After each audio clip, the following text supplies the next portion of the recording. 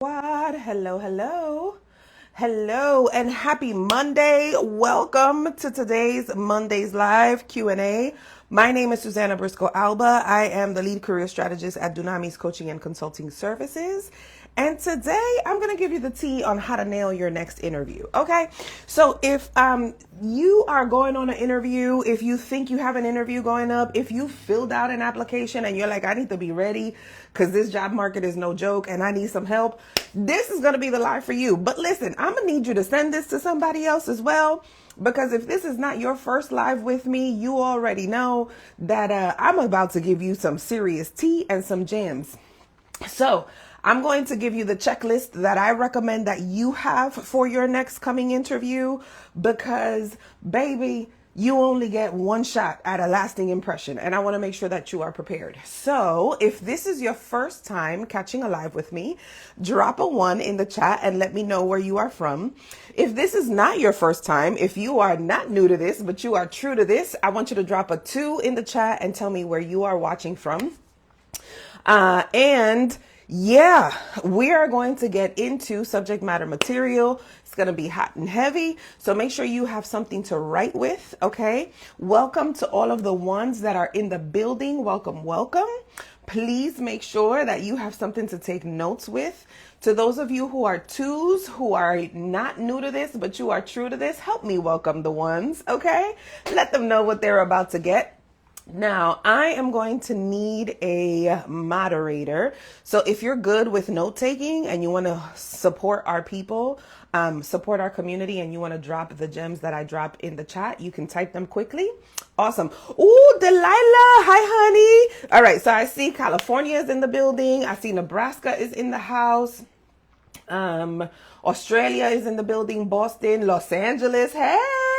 Okay, Maryland, we are international as well. Atlanta is in the house. Libya is in the house. India is repping their country. Okay. I love it. Okay. So, Delilah, my love. Delilah is also one of our career strategists at Dunamis Coaching and Consulting Services. So I like to call her Delilah, but I'm going to call her D. Delilah, honey, if you are good to be our moderator today, can you give me a thumbs up? I didn't tell her this, y'all. So if she says no, I'm not going to be bad. Let's see. I see Arizona, South Africa, England, Tanzania. Let me tell y'all, I am looking forward to the day when I can do these things live and I can come to some of y'all's countries because I am so excited when I get to connect with people from other areas outside of the United States. So for context, before I get into all of this, I'm going to tell you what you are going to need. Okay. So you're going to need something to write with. I'm going to give you like 4 or 5 things that I think you should have ready when you are going on an interview, whether you are in the United States or you are abroad, from a hiring manager's perspective. Okay. Let me be very clear that I am not a recruiter. I am a hiring manager. What's the difference? The difference is that as a hiring manager, we will reach out to recruiters with specific things that we are looking for. And the recruiter is going to ask you very surface level questions. Do you check off do you meet the items that are on the checklist? As a hiring manager, these are some of the things that I am looking for when I am interviewing a candidate, whether it's to work for my agency or I am preparing my clients when they are going on an interview. Okay. So if I have a client who is already working with a hiring manager that's working with a recruiter, the questions that a hiring manager is going to ask you are going to be very different from that of a recruiter.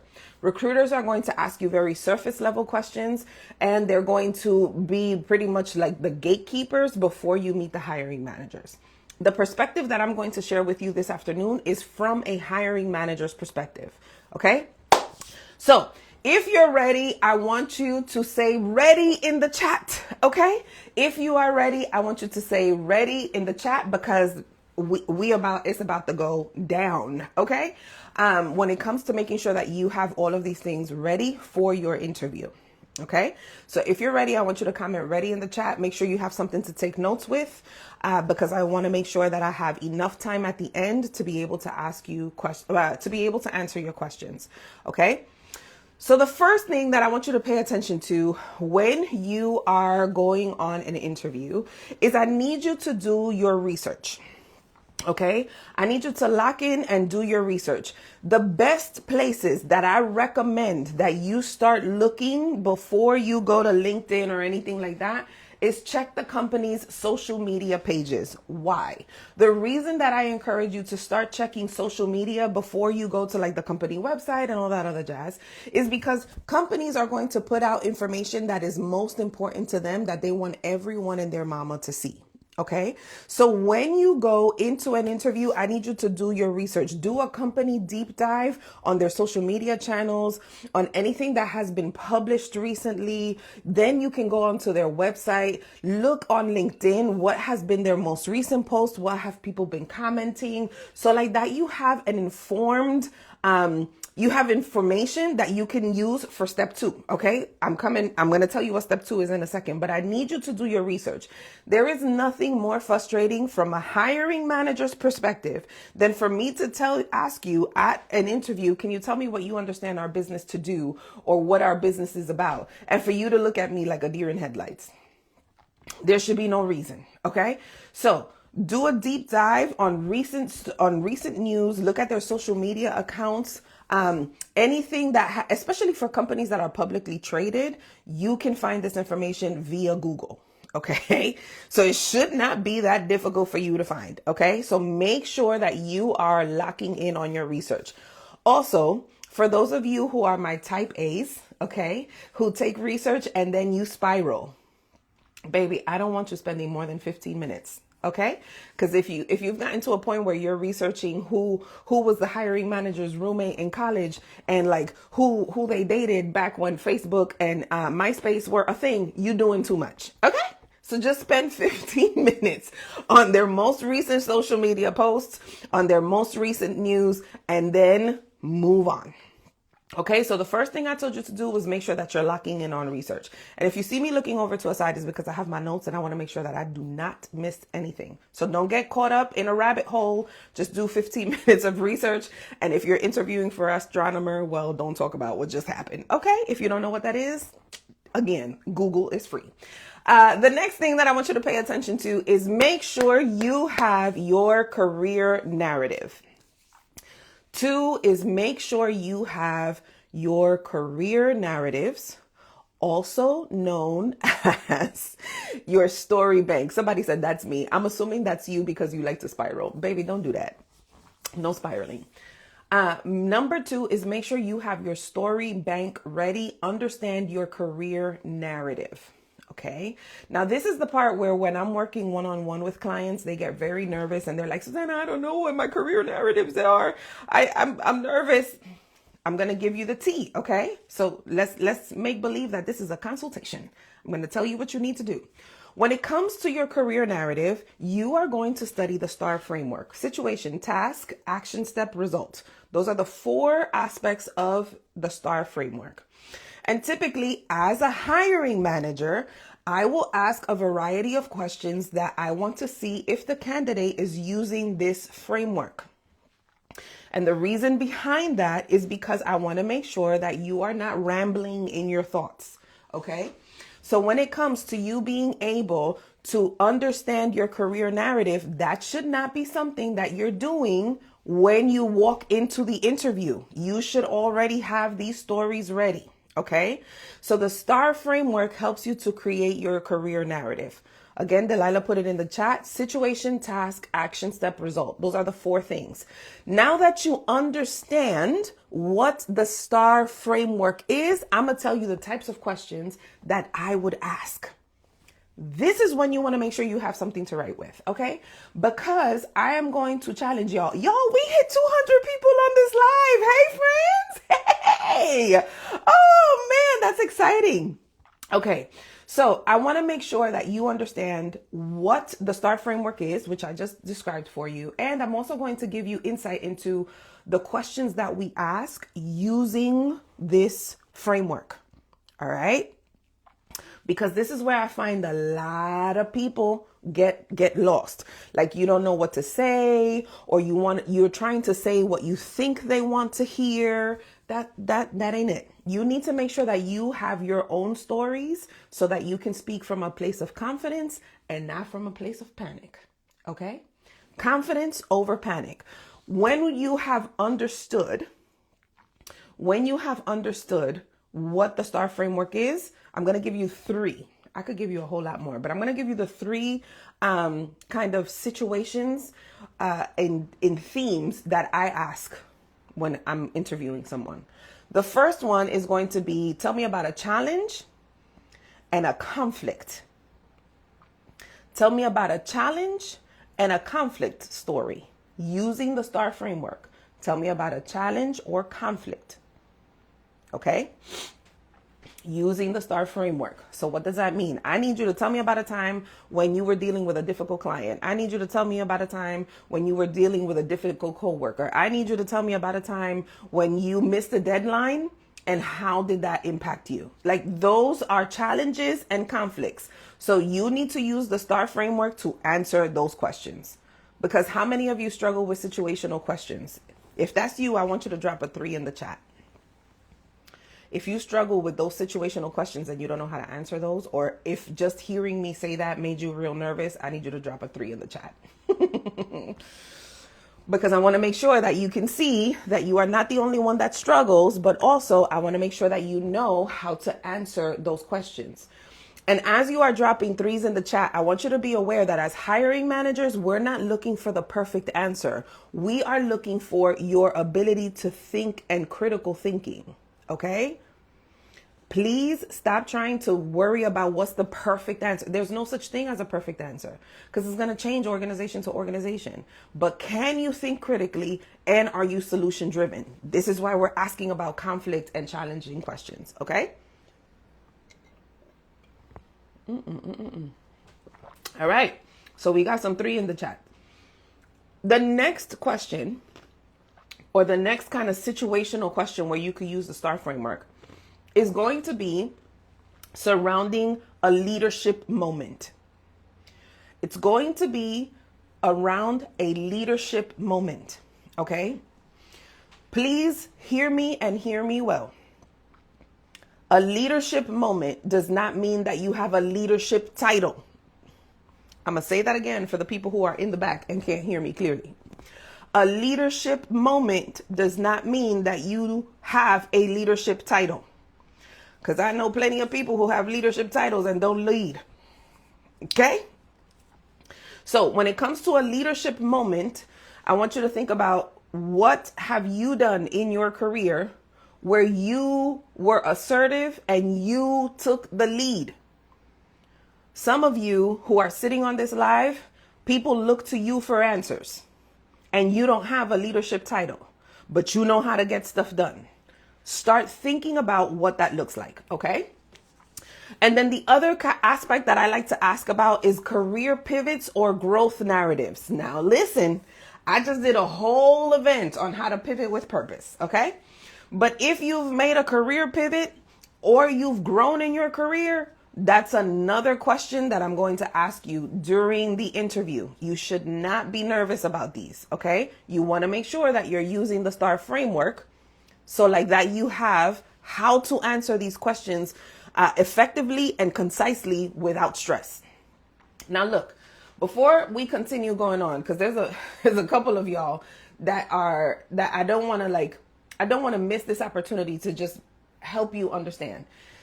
One of the biggest turnoffs for me as a hiring manager is for me to review your resume, to ask you these types of questions, and the person that's sitting in front of me is not the person that is on paper. It's not congruent, it's not well balanced, and you can't talk about your experience. Because the next point that I'm going to give you is making sure that you have all of your ducks in a row when it comes to your personal branding, your LinkedIn, your resume, your all of those things.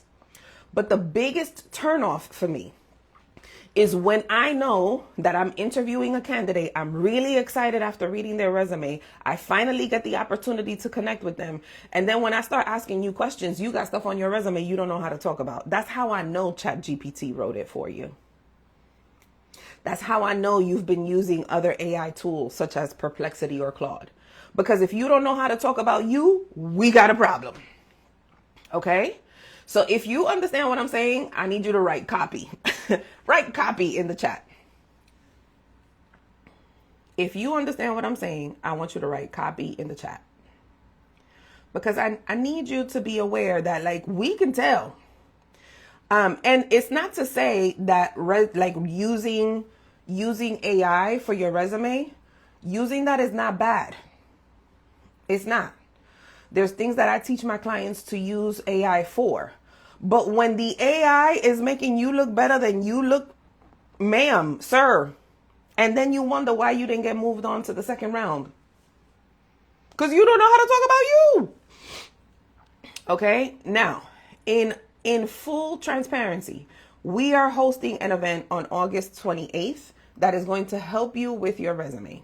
If you comment the word PREP, P-R-E-P, Susana the bot, which is my assistant, my version of AI, is going to send you the link to register. And this month is my birthday month. Hey, hey.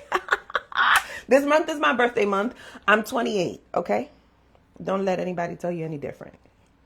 But if you comment the word PREP, you'll be able to join us for $28, okay?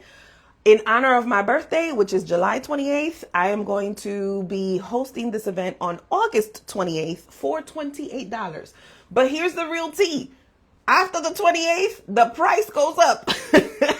So if you want to get in while you can, baby, comment PREP. Let Susana the bot send you the information so like that you can join my birthday party, okay? And that's how we're going to celebrate on August 28th. All right. I didn't want to forget to share that with y'all because we're moving fast and sometimes, listen, your girl. Okay, so if you comment the word PREP, Susana the bot is going to send you the details for you to be able to join. No pressure, but if you need resume support and you want a hiring manager's perspective, myself and my team are going to be on that call and we are going to give you the tea from medicine because Delilah's background is in healthcare to nonprofit because Sharice's background is in nonprofit to sales and higher education because that's where my background is. So when I tell you we have seen resumes, trust and believe that we have seen resumes. Okay, now if you're ready for number 3, I want you to say, help me. If you're ready for point number 3, I want you to say, help me. Because point number 3 is going to be perhaps my favorite part of the interview. And also the part where I see a lot of candidates just miss the ball. Okay. Thank you for the birthday wishes, y'all. So if you are ready for point number 3, I want you to say, help me in the chat. Okay. Because we already went through 2 points and I got a hot 2 minutes before I got to drop off. And I want to make sure that I can answer your questions at the end. So if you are ready for point number 3, I want you to type help me in the chat. Okay. So let's recap. Point number 1 was to lock in on your research. Point number 2 was to make sure you understand your career narratives and have them ready using the STAR framework. I told you what are the 3 areas that I tend to ask questions on. Point number 3 is make sure that you show up with questions. Okay? Make sure that you have questions to ask. And I do not want you to ask superficial questions. Your questions during an interview should make you stand out from the rest of the candidates. Some of the questions that I'm about to give you will make you feel uncomfortable, and that's the whole intention, but I need you to be prepared because what these questions will most certainly do is make sure that you stand out. Okay?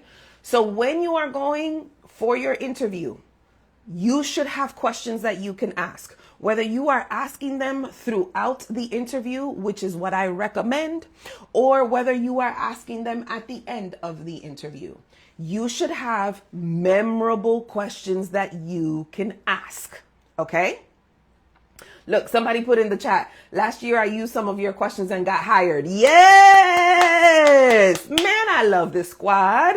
I love our community because y'all implement what you are learning. Congratulations, my love. Congratulations. And the questions that I'm about to give you guys, listen, they're not the typical, so you need to make sure you have something to write with, okay? So questions that you are going to ask also give you insight into whether or not this is the right place for you. A lot of the questions that I get into my DMs, look, somebody said I did too. Okay, yes. I love it when the squad is winning. I love it. Congratulations, my love. Congratulations. If we were in person, I'd be giving y'all hugs and high fives. Okay, so questions that I want you to ask. Question number 1. Again, I'm coming out the gate hot. Question number 1 is going to sound something like this. In the last week, can you tell me what you have enjoyed or what has made you excited about working here? In the last week, can you share what you have enjoyed or a project that you've been on that makes you enjoy working here? Okay? That one question alone is going to have people like, dang, in the last week. Oh. And if they skate around that question, then what kind of work are we doing here? Because if you don't like your job, what makes you think I'm going to like the job? Okay. So in the last week, can you share a project or a task that you've done that keeps you excited working here? Okay. So I want to make sure that you have questions that you can ask. The other question that you can ask, I'm only going to give you 2, because if you want the tea on the 28th, I'm going to have a whole list of questions for you to give. But the other question that you can ask, which is one of my favorite questions to ask, is, can you tell me what is a problem that stays unresolved that this role will be the solution for? Honey, can you tell me what is a problem that stays unresolved that this role would be the solution for? Now, when you start asking questions like that, either at the end or throughout your interview, that's immediately going to cause the hiring manager or the panel that you're sitting in front of to pause. Number 1, to think about the question that you asked, because they cannot just spit something off real quick. And number 2, they're going to be like, damn, this person really has really good questions. That should make them quiver. Because if you are a part of this squad on this side of these internet streets, one of the things that we are, or one of the many things that we can be, but we choose not to be, is basic. Okay? So you will not be asking basic questions, because as far as I'm concerned, God created you to be a whole lot of things, and basic ain't one of them. Ooh, I'm going to put that on a post-it or on a t-shirt. I don't know. But we're not asking basic questions. What are basic questions? Basic questions sound like, can you tell me when I'm going to hear back from you? Can you tell me what professional development feels like or sounds like? Can you tell me about work-life balance? Those are basic questions. And so with those kinds of questions, they are going to, of course, skate around the issue. But when you start asking questions like the ones that I gave you, it's going to cause them to pause, and they're going to be like, well, hold on a minute. I need to think about that. Give me a second. And I love asking those questions, especially during a panel interview, because everybody's response is going to be different. And in those responses, you can identify who is supportive and who is somebody that you need to be away from. Okay? So the first question that I told you is, in this past week, can you share what has been a project or a task that you've done that has kept you excited about working here? Okay? That's the first question. In this past week, can you share what has been a project or task that has kept you excited about working here? And with everything that we have going on, especially in the United States, people are trying to find something to be excited about. Okay. The second question that I told you to ask is, what is a problem that stays unresolved that this role is the solution for? What is a problem that stays unresolved that this role would be the solution for? Yes, you can use these questions for a nursing role. The more that you understand the job description, the more informed your questions will be. So I'm giving you 2 questions that are foundational. Once you've read through the job description, then you can niche down or make them even more focused for the roles that you are applying for. All right, so let's do a quick recap because I'm about to give you the last and final one. The first thing that I told you to do for your interview checklist is make sure that you lock in on your research. Do your homework, spend some time getting to know recent news about the organization. Number 2, make sure you have your career narratives ready. Make sure you have your career narratives ready. Okay? And if you don't know what the career narratives are, it's pretty much making sure that you know your career story using the STAR framework, so like that you can answer the questions effectively. Point number 3 was make sure you ask questions that show that you are an expert. I just gave you what some of those questions are. Make sure that you ask questions that show that you are an expert. Okay? And let me help somebody here right now, because y'all get really nervous about interviews. I see it in my DMs daily. Baby, if they're calling you for an interview, it's because they already think that you're qualified. You better walk in there like you are. Okay? I'm going to say that one more time. If they have called you for an interview, it's because they already think that you're qualified. Walk in there and prove them right. You are, in fact, qualified. Okay? All right, let's keep going. Number 4. Remember, I am a hiring manager. Okay? I am a hiring manager. So I'm going to share some things that probably some people may not have shared with you.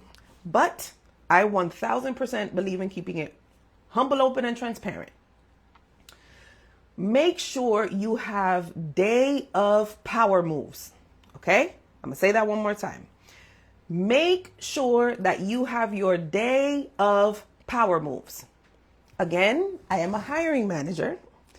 And some of the things that really creams my corn with some of the candidates is that, again, on paper, you are very well qualified. But when you show up for the interview, you do not have your ducks in a row. What does that mean?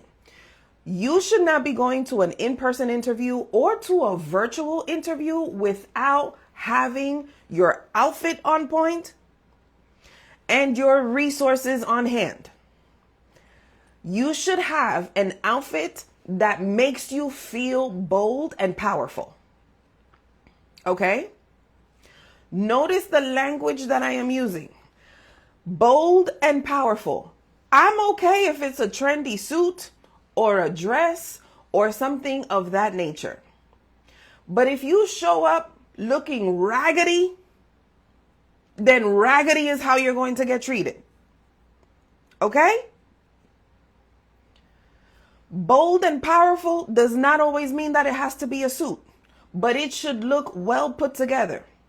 If your shirt, and I'm going to speak to gentlemen just because I interviewed a gentleman recently.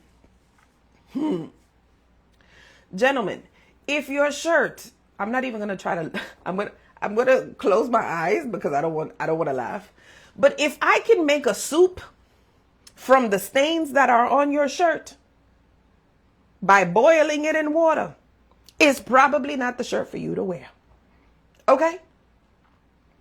And this is true for whether we are meeting in person or we are meeting virtually. Please make sure that if you are meeting virtually, they should be able to see you from here up. From here up, they should be able to see you. Okay? Your Your presentation from here up should look clean and put together. If I can boil your shirt and make a meal, there's a problem. That's the first thing. For my sisters, especially my beautiful, melanated, wonderful sisters, whom we've been told that our hair can be problematic. Baby, if you have braids, your crown is braided. If you have a fro, your fro is taking in charge. It should look well put together. And if that is a part of your brand, then own that.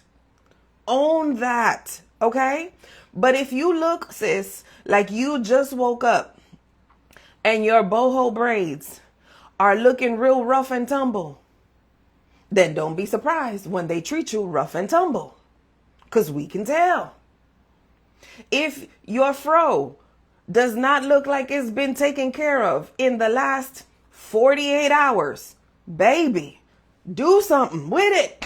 Put a scarf, pick it out, make sure it's shiny, do something, but don't show up here looking rough and tumble. I love my fro, okay? It's taken me years to love these curls. But one thing about me is that you are not gonna catch me out in these streets with a dry, crusty fro. A little bit of water and conditioner will go a long way. So when it comes to the day of your interview, own your brand by looking bold and powerful. Okay? Bold and powerful is the look. The other thing is, do not arrive earlier than 10 minutes. If you get to your in-person interview and you are a hot 30 minutes early, honey, find something to do for 20 and then approach the location. So I'm going to give you some tea on what happens with me in New York, okay? So when I am going to be speaking at an event or when I'm going to be featured on a podcast or anything of that, I start to do research weeks before in terms of where am I going? What does traffic look like? If I have to take public transportation, what does that look like for me? So I'll give you an example. I was going to be speaking on a podcast, which will be dropping soon. And I did not know where it was.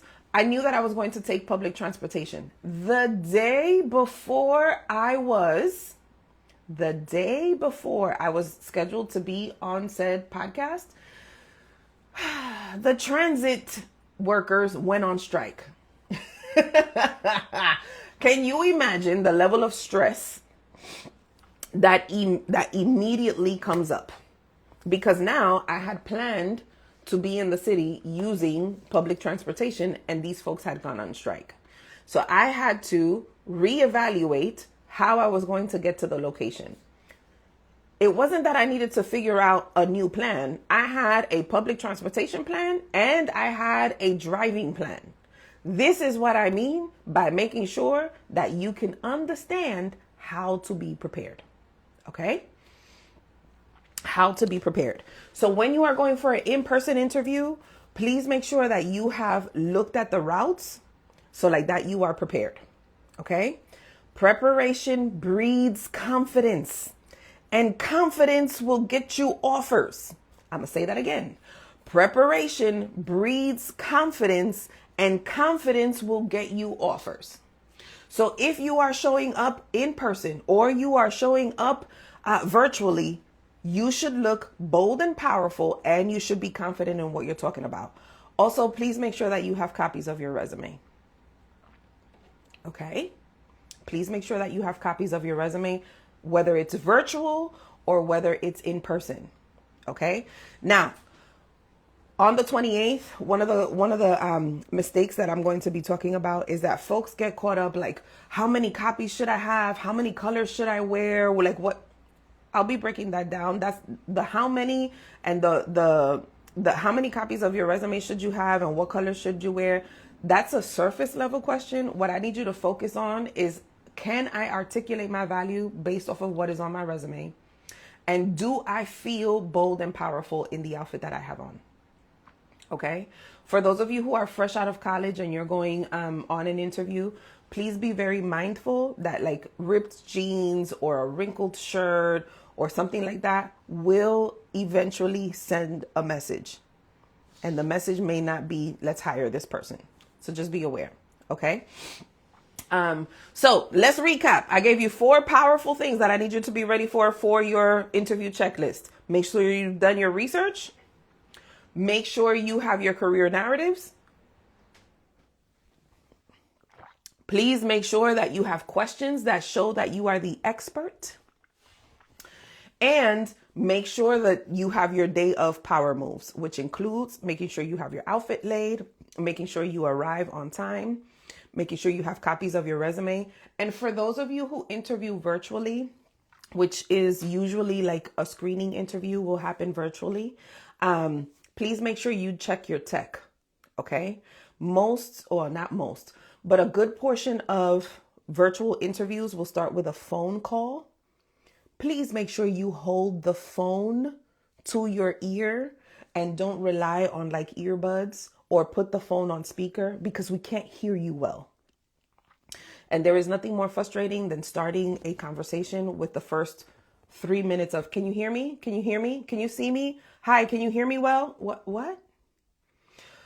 So please make sure that you have that ready. Okay. So those were the 4 things that I shared with you. Okay. Now we have about 10 minutes for questions. So if you have a question, please use the bubble with the little question mark in it. So like that, I can answer your questions. I'm going to address this one because I've seen it pop up a couple of times, and it's around a portfolio. If you have a portfolio, it should be updated and it should be easily accessible on your LinkedIn profile, and it should be easily accessible off of your resume. So you should hyperlink that. Okay. Especially if you're anything in the creative, anything in the creative from like digital design and graphic design to, marketing where you're writing newsletters and PR and those kinds of things. If you have a portfolio, it should be easily accessed. That's number 1. Number 2, the contents of your portfolio should match the contents that are on your resume. Okay. So if you did something, I don't know, back when the dinosaurs roamed the earth and that's still in your portfolio, you should probably update that because people are not going to want to see old information. So the same way that you would do with your resume is what I would encourage with your portfolio. Make sure that it's at least relevant of the last 10 years. Also, before you go offering your portfolio, please make sure that it is relevant for the position that you are applying for. Some of y'all overshare. And sometimes I don't need your portfolio. I just need your resume. Okay. And with everything that is going on with AI, your portfolio should be standing out, because if AI can do it for me and your portfolio is not like stellar, then it's going to become a moot point. So just keep that in mind. Okay. All right. So let's see. Question that I have here is I should have asked some of the questions you provided. I'm wondering if it looks bad if you're in what? Okay, friend, I'm going to come back to your question because I'm not entirely sure what your question is. Next question is, how can one prepare for the salary expectations question when there is no salary available? Oh, that's such a good question. That's such a good question. And I wish I had more time, but, I probably will do like a salary negotiation live. I promise you. But to answer this question very quickly, I would say, make sure you have your personal ranges for the salaries. Make sure you have your crawl, your walk, and your run number. That's something that we help our clients with. And make sure that you've done your research on what the salary could be at states or within states that are required by law to share what the salary is for the role that you're interested in. Some of those states are like New York, California, Texas, Georgia, Those are 4 Connecticut. Those are 5 that you can take a look at. If you don't know what the salary expectations are, make sure that you are doing research in states where they have to share the salary. So like that, you can have an idea of what their salaries are. And then from there, you create your own personal ranges. During another time, I will do like a whole live on how do you do that? Where do you go? What does a personal range look like? Those are things that we teach our clients to do, but that would be my recommendation to you. So I hope that helped.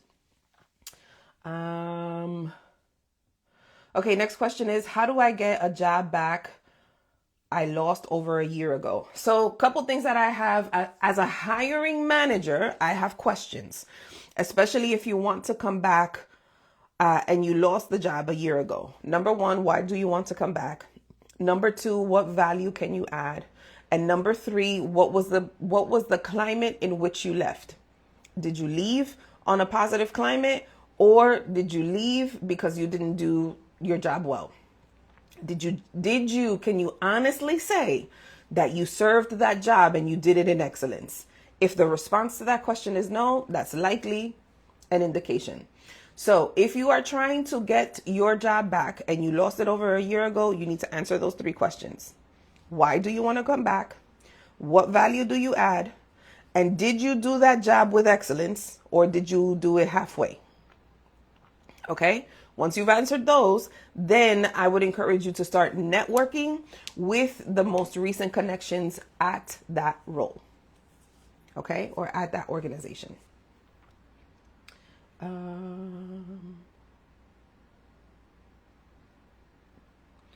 Question here is, what other frameworks can be used for career narrative aside from the STAR? You can use the CAR framework, which is challenge, action, step, result.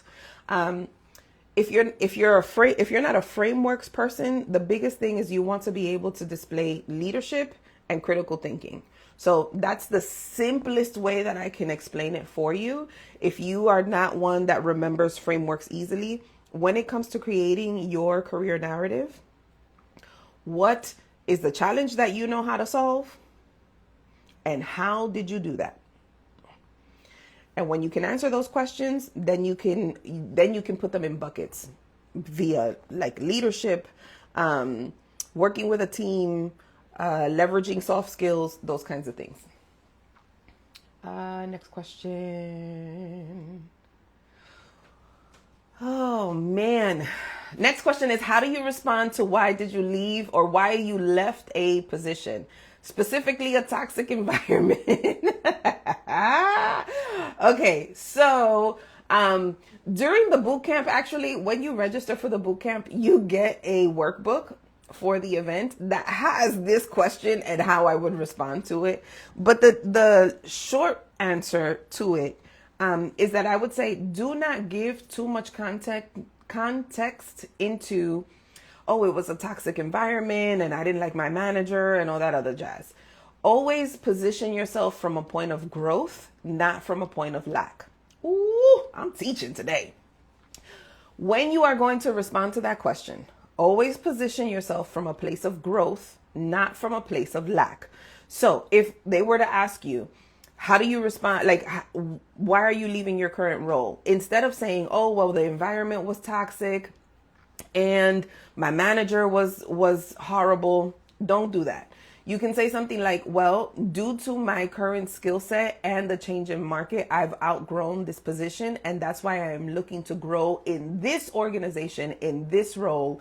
And these are the assets that I bring. And then you can list like 2 or 3 things that are a good fit. So don't spend too much time. Like, you can tell them, well, I've outgrown this position, or I'm looking to grow my skill set in a different area, but don't spend too much time on the negativity, because it's really none of our business, 1. And number 2, if that's the way that you respond to everything that's negative, it may cause some bias. Okay.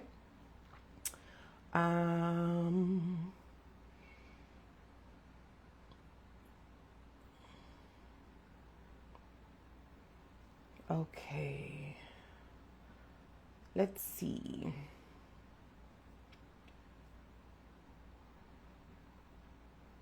Okay, so the next question is, I have a screening interview at my current place of employment for a manager position. How do I handle these questions? Everyone interviewing me, I work with daily.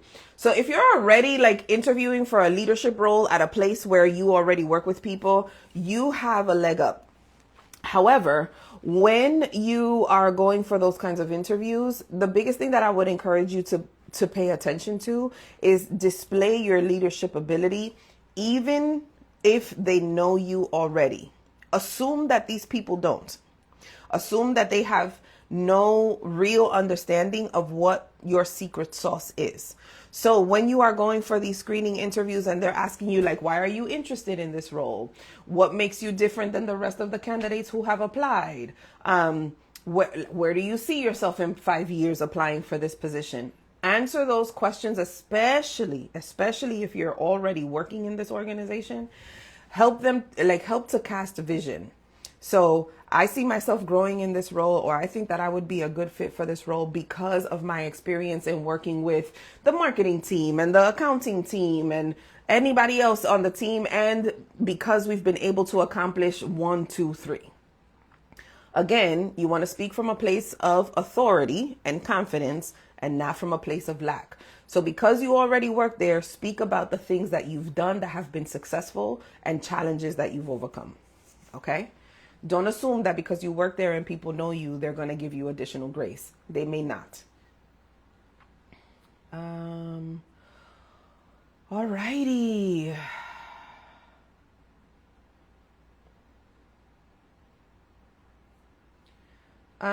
Okay, last question that I got is it bad for, oh no, where'd it go? Is it bad for you to look for a new position within 7 months? I do not think so.